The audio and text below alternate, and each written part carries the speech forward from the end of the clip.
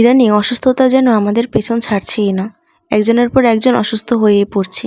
আর সন্তান অসুস্থ হলে মা বাবার যেন চোখের ঘুম উড়ে যায়। হ্যালো এভরিওয়ান, আসসালামু আলাইকুম। সবাই কেমন আছেন? আশা করি সবাই অনেক বেশি ভালো আছেন। যে যেখান থেকে আমার ভিডিওটা দেখতেছেন সবাইকে অসংখ্য ধন্যবাদ। ভালো লাগলে লাইক, কমেন্ট, শেয়ার করে পাশেই থাকবেন। আসলে ভিডিও করার তেমন কোনো ইচ্ছা ছিল না, কারণ বাসায় মোটামুটি সবাই অসুস্থ। একজনের পর একজন অসুস্থ হয়েই পড়ছে। একজন সুস্থ হলে তো আরেকজন অসুস্থ হয়ে পড়ে। আর আমরা যখন সন্তানরা অসুস্থ হই তখন কিন্তু বাবা মার চোখে ঘুম থাকে না। তারা রাত দিন এক করে কিন্তু সেবা করে। তো আমার ভাই কয়েকদিন ধরে অসুস্থ, প্রচণ্ড জ্বরে আক্রান্ত। তো আমার আম্মুর তো রাতের ঘুম উড়ে গেছে, সারাদিন রাত ধরে ছেলে সেবা করতেছে, পাশে থাকতেছে।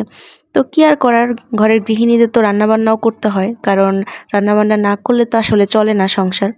তো একজন মায়ের উপরে আসলে কতটা প্রেশার পড়ে যখন তার সন্তান অসুস্থ হয়ে যায়, সেটা কিন্তু একটা মাই ভালো বুঝতে পারবে। আমরা বাইরে থেকে কিন্তু খুব একটা বুঝতে পারি না।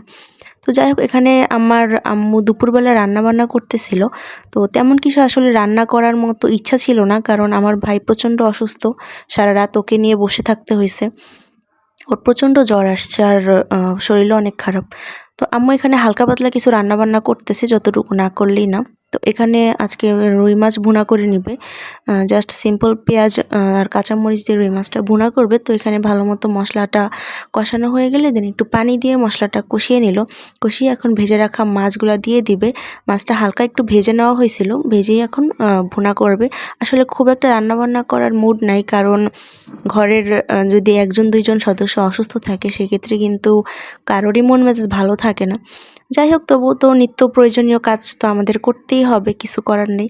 তো এখানে রান্নাবান্না কিছুটা শেষ করে দেন আম্মু চলে গেল আমার ভাইয়ের মাথায় মানে পানি দেওয়ার জন্য। ওর তো প্রচণ্ড জ্বর, তো মাথায় পানি দিলে টেম্পারেচারটা একটু কমে।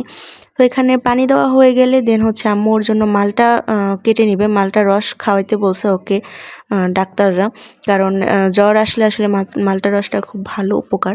তো আম্মু এখানে ওর জন্য একটা মালটা কেটে নিল। একটা মালটাই আসলে যথেষ্ট, কারণ মালটাতে প্রচুর রস। আর মালটার রসটা কিন্তু জ্বরের মুখে খেতেও খুব ভালো লাগে। আমারও কয়েকদিন আগে জ্বর হয়েছিল, তখন আম্মু আমাকেও মালটার রস করে খাওয়াইছিল আর কি। তো যাই হোক, এখানে আম্মু ডালও রান্না করবে। তো ডালের জন্য যা কিছু দরকার সব কিছু একসাথে দিয়ে ডালটা বসাই দিবে আর কি, কারণ ওইদিকে আমার ভাইয়ের কাছে বসে থাকতে হয়, কারণ ওর তো জ্বর, ও একা কোনো কিছুই করতে পারে না। তো যাই হোক, এখানে আম্মু যে মালটাটা ওর জন্য কেটে রাখছিল সেটাকে রস করে নিচ্ছে। রস করে সাথে একটু স্যালাইন আর হালকা একটু চিনি দিয়ে ওকে খাওয়াই দিবে, কারণ যাতে শরীরটা দুর্বল না হয়। আসলে জ্বরের মধ্যে প্রচুর পরিমাণে লিকুইড খাবার খাওয়াইতে হয়, যাতে আর কি শরীরটা দুর্বল না হয়।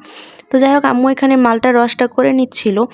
যতটুক মানে সম্ভব ওকে খাওয়ানোর ট্রাই করতেছি, কারণ ও খেতেই চাচ্ছিল না। তো এখানে তো মাছের তরকারিটাও হয়ে গেছে, আর সামান্য একটু ধনিয়া পাতা দিয়ে তরকারিটা এখন নামিয়ে ফেলবে। তো ভিডিওটা আজকে এ পর্যন্তই। সবাই আমাদের জন্য দোয়া করবেন, আর ভালো লাগে লাইক, কমেন্ট, শেয়ার করে পাশেই থাকবেন। আল্লাহ হাফেজ।